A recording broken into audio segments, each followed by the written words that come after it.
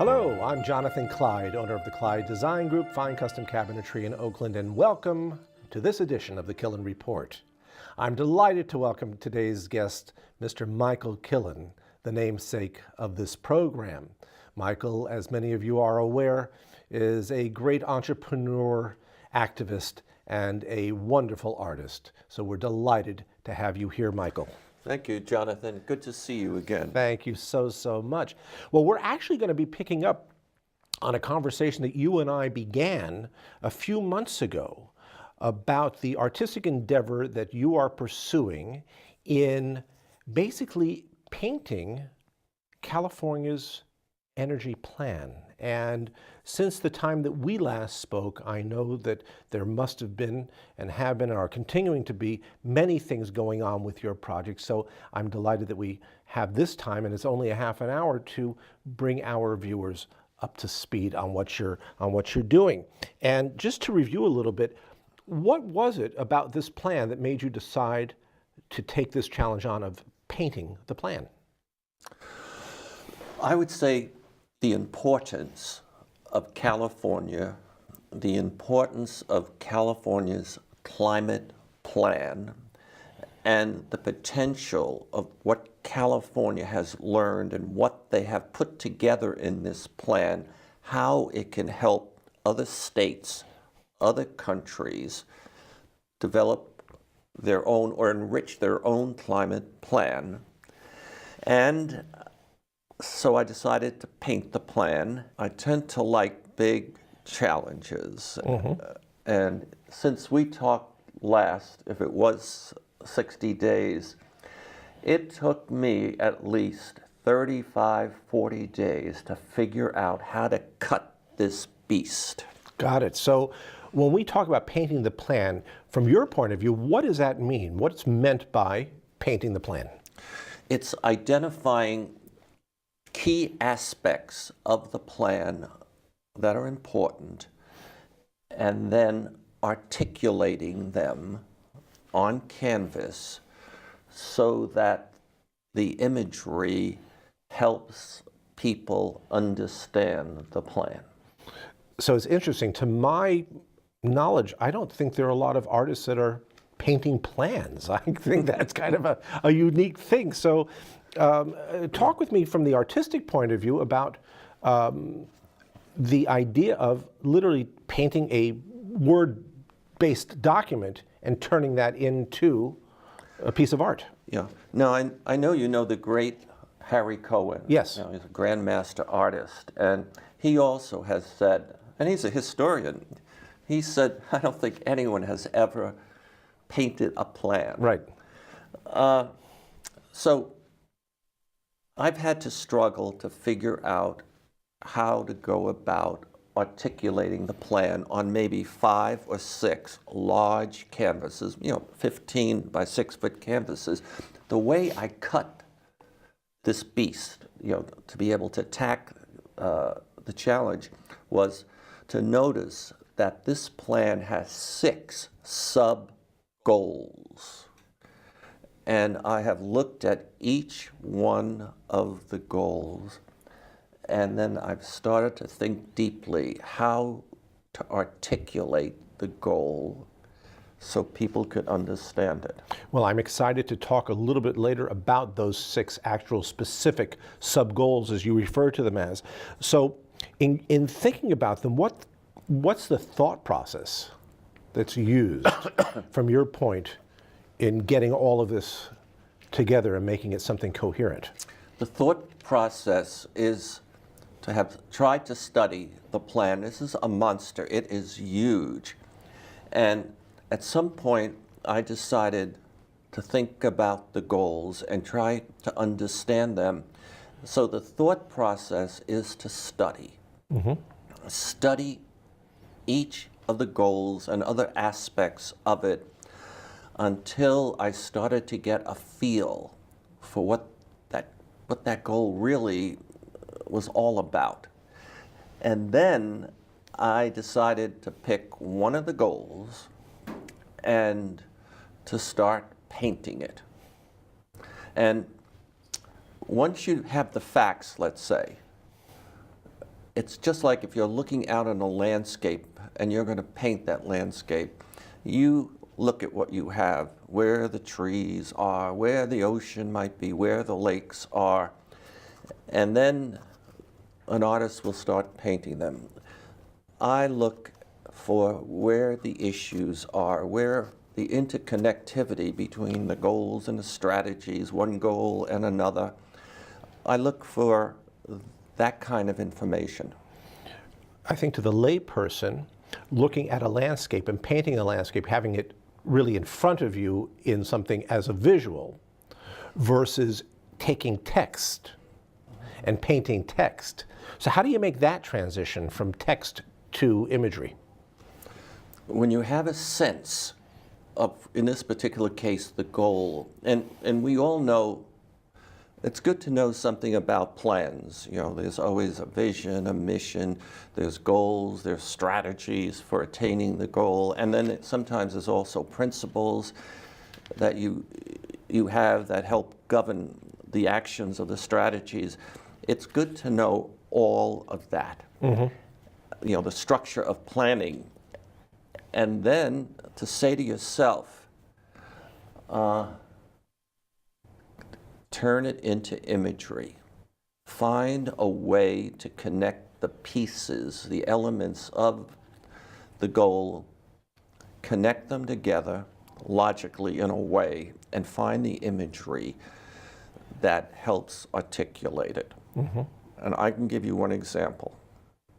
Please. I focused on recently the second goal, which is for California to reduce the amount of petroleum used in vehicles by 50%. And so now I have a few things. I have vehicles. I have realization that gasoline, oil are used today by our cars. And down the road, California wants to squeeze out the use of oil, and half of it. So I started to immediately think about a sponge with oil in it. And I started to think about the arm of the state of California grabbing that sponge and squeezing it, and out comes some of the oil into a bucket. And then I thought about what else is going to help support the state's effort to reduce petroleum by 50%. And I said, what's coming now in force is the electric car. And so I have an electric car driving into the sponge and further squeezing the sponge. So we got the hand of the state and the car coming up. The two are pushing the oil out into a beautiful red bucket. That's interesting Yeah. imagery, very interesting imagery. And then if we're thinking about the coming of the electric car, we have to think about two other things. Industry, the state, has to develop massive charging stations all over the place. Because you don't want to buy a car, electric car, and only go 120 or 200 miles. You need to be able to charge.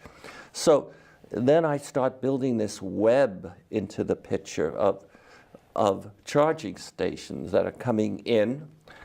And then there's the other thing that comes into mind. Those cars need electricity for recharging them. And so what the PG&Es and the other utilities of the state are thinking about, that this will be a new gigantic market for them. So now I have the electric car, I have the sponge, I have the arm of the state squeezing it, I have the chargers starting to develop in, and then over here I have a gigantic tower or transmission structure to indicate that we are going to have to use a lot of electricity to charge and recharge the cars. So that's how the imagery, and then I say to myself, well then, how will the utilities get all the electricity that they're going to need for all these cars? And then I start saying, well, they're going to be building more gas power plants in the state, and so I put some turbines in. Right, right. Well, you know, it's such a big project, and I'm so used to your success in so many different areas. Do you ever think, because this is such a enormous undertaking, can it fail? Could it fail? Well, only if something happens to my health can it fail. And I develop strategies to help assure success. For example, this week, I went to NASA Ames, you know, the aeronautical people, and I met with the associate director. His name is Steve Zornetzer. And I said to him, one of the other goals of the state is to double the energy savings in buildings, and that soon I will start painting that goal. And I said to him, now, as you know, your organization has built the most energy efficient building probably in the nation. You know, it's one that makes more energy. It's called sustainability based. And I said, you folks have knowledge about how to increase savings in buildings. How about making your experts available to me so that I can absorb what you folks have learned, and that'll help me make the next goal? So I'm doing this with Stanford also. I work closely with Stanford's Silicon Valley Energy Summit folks. And I just recently asked for experts on cap and trade. They're making 2 experts available. I recently said I want to do some more work, gain more knowledge about the economy of California, because what's happening in California does affect this plan. So they're calling the B School and getting me an economist who will sit down with me and answer all my questions. So I bring in a lot of organizations and people to help me. So you really do your research, and yes. above and beyond. Above and beyond. This is not the kind of project for most artists. I have a lot of respect for all artists, but this is a project that requires gathering a lot of knowledge about things outside of art, and then figuring out how to take all of that stuff and convert it into meaningful imagery. So you've already talked about the second of the 6 subcategories, sub-goals of the plan, the reduction of petroleum use by 50%. So let's, in our last half of the program, talk about the other 5 and see where we go with this in terms of your thought process from an artistic point. So the first one, we'll just start at the beginning, is the goal is to increase renewable electricity production to 50%. Yes, and renewable, what that's involved in, it's an attempt to get away from the use of energy generated by coal or oil. And so it's to make more use of solar and wind, and I'd say in the case of California, gas. You know, gas is less of an emitter of greenhouse gases than oil or coal. And so I will be focused on a utility, because it's the utilities that will be using the energy coming from the solar and the wind and the gas to create electricity, more of which will be using renewable. So that leads me to, that's part of the imagery Right. that will come into play. But there's a lot of issues associated with using renewables. And for example, when the sun goes down, the solar panels stop working.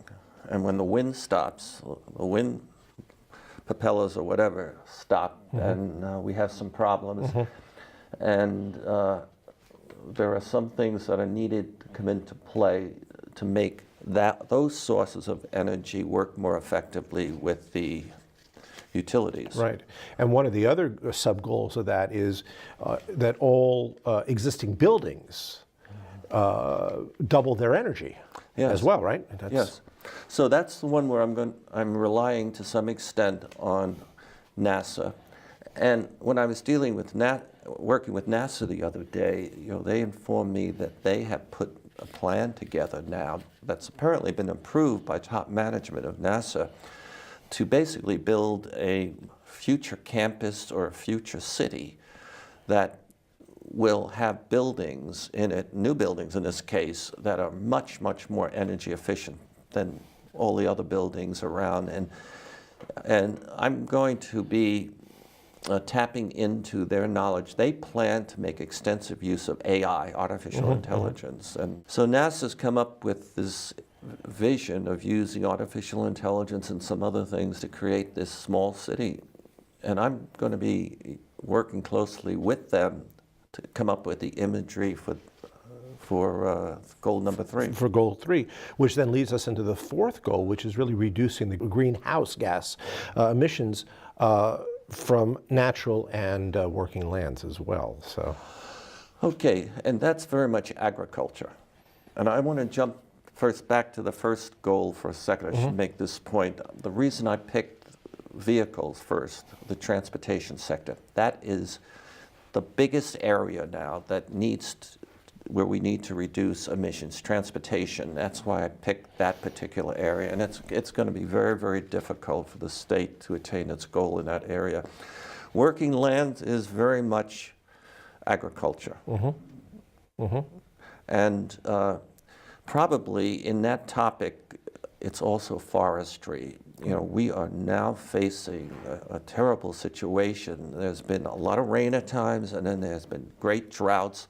There's a lot of fuel laying down on the ground now. And this has been a bad forest fire year. Every year could be like this year from now on. The imagery comes, I see cows, I see things growing. I see fields of green. I see fields of green, yes. So that's as the old song goes. So what about reducing the short-lived climate pollutants? Okay, they're talking about methane. Methane dies quicker than carbon, but it's very, very painful. And I'm tapping now into work I have done in the past. I've looked at methane rising up from in the sea and combining with salt water to create ocean acid acidification. And I'm now going to extend that thinking to waste treatment plants, agriculture, and I'm probably going to keep to an idea I developed a few years ago where the methane, that's a short-lived type emission, is rising up to combine with another monster, the carbon monster, and the two are going to come together, and maybe the imagery is to boil the planet or to boil the state or whatever. Yeah. Yeah. Well, it seems like the first 5 that we've talked about really culminate in the 6th one, which is quite literally safeguarding California. Yes, I like that one. And I at first, said to myself, it's so general, safeguard California. And then I said to myself, wait a second, that's what it's all about, safeguarding California. And I decided 2 things. One, to invite a grandmaster artist to join the project and for him to make a painting through his eyes, his mind, his experience on safeguarding California.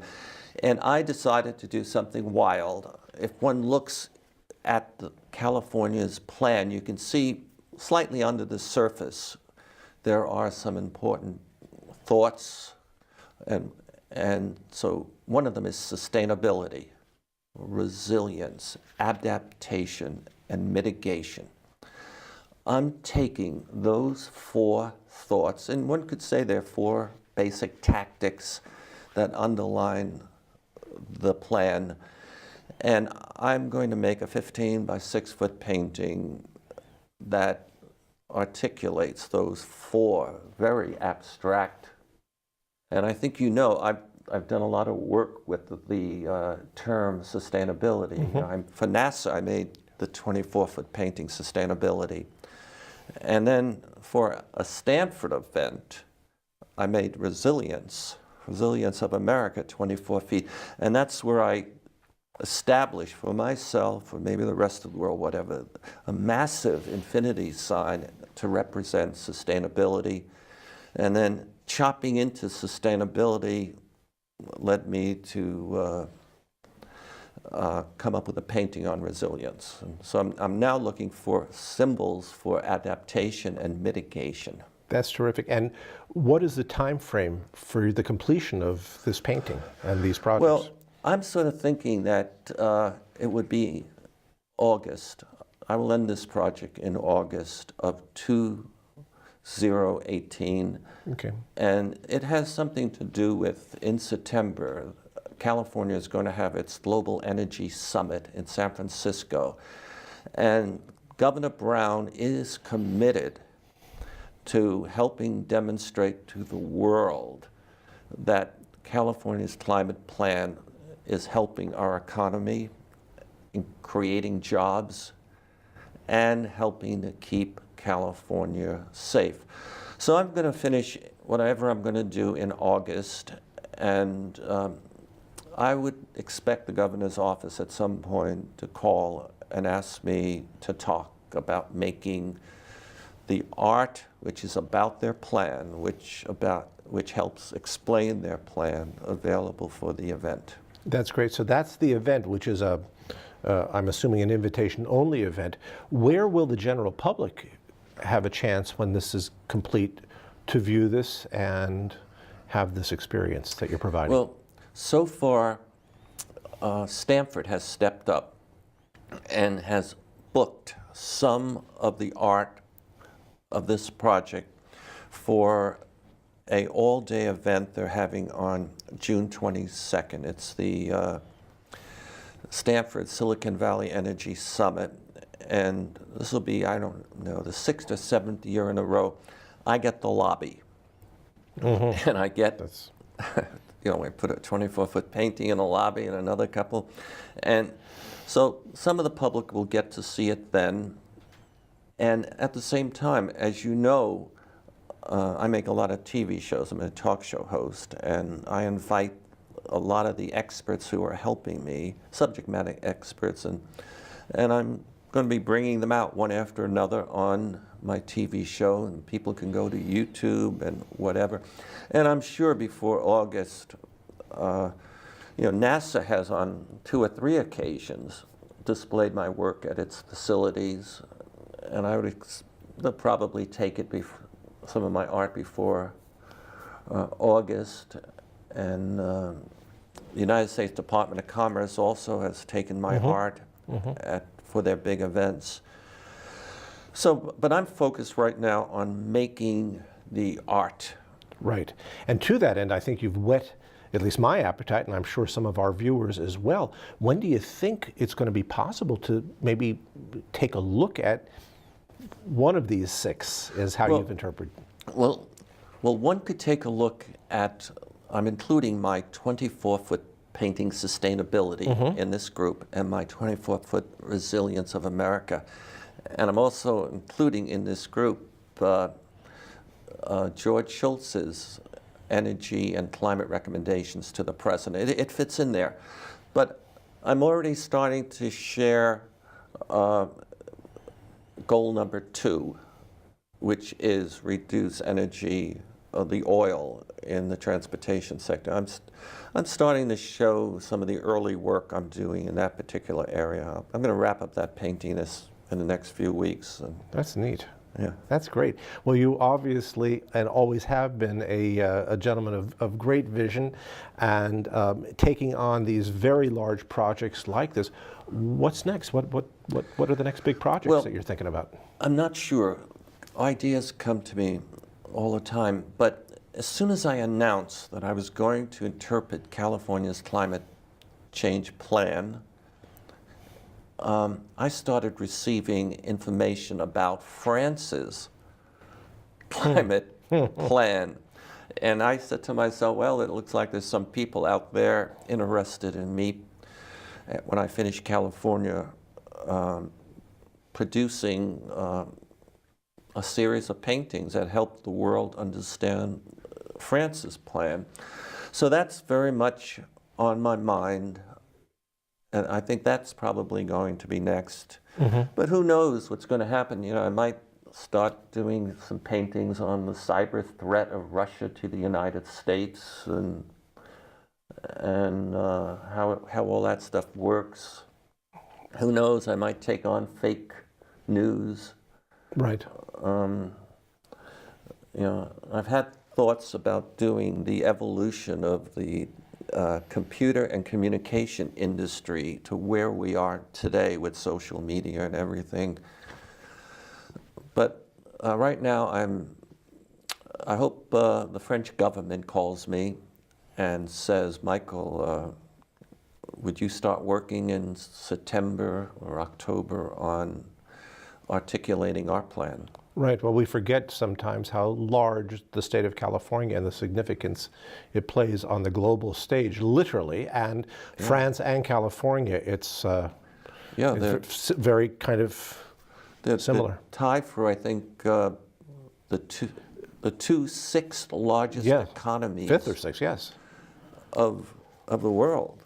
Absolutely. No, it's really quite something. Well, I certainly look forward to future conversations as you develop this and as we get closer into August and as more come to your mind. And as always, it is a great, great pleasure to have you here and to have you explain this very lofty, worthwhile piece of art that you are developing. And I really do want to thank you for sharing your time and your vision and your talents with us and our viewing audience today. Thank you, Michael Killen. I appreciate it. As a guest, I want to thank you for the honor. It's a pleasure. Thank you, Jonathan. I'm Jonathan Clyde. Thank you for watching this edition of the Killen Report.